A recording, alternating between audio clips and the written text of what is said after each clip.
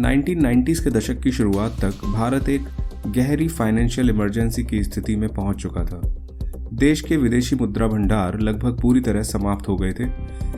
हालत इतनी खराब थी कि भारत के पास सिर्फ कुछ ही दिनों के आयात के लिए डॉलर बचे थे। इसी दौरान रुपया तेजी से गिरकर लगभग 25 रुपये प्रति डॉलर के पास पहुंच गया, जिससे भारत के लिए अंतर्राष्ट्रीय व्यापार करना और भी मुश्किल हो गया।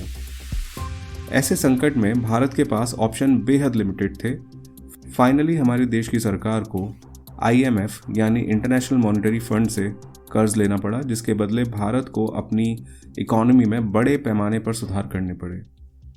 इसी के परिणाम स्वरूप 1991 में आर्थिक उदारीकरण यानी लिबरलाइजेशन की पॉलिसी शुरू की गई, जिसमें इकोनॉमी को फॉरेन इन्वेस्टमेंट, प्राइवेटाइजेशन और ग्लोबल कंपटीशन के लिए खोला गया और इससे भारत की इकोनॉमी में एक हिस्टोरिकल चेंज आया।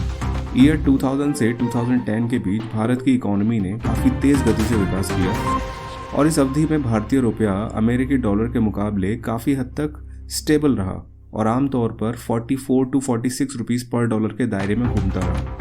इस स्टेबिलिटी के पीछे कई कारण थे। IT और सर्विस सेक्टर का राइज, विदेशी निवेशकों का बढ़ना, निर्यात में तेज़ी और ग्लोबल मार्केट में भारत की बढ़ती हुई साख। मजबूत विकास दर और आर्थिक सुधारों से विदेशी निवेशकों का भरोसा बढ़ा, जिसने रुपये को स्टेबल रखने में इम्पॉर्टेंट रोल प्ले किया। कुल मिलाकर ये दशक भारत की इकोनॉमिक प्रोग्रेस में एक ऐसा चैप्टर था जब फास्ट इकोनॉमिक ग्रोथ और स्टेबल करेंसी एक दूसरे को एम्पावर कर रहे थे।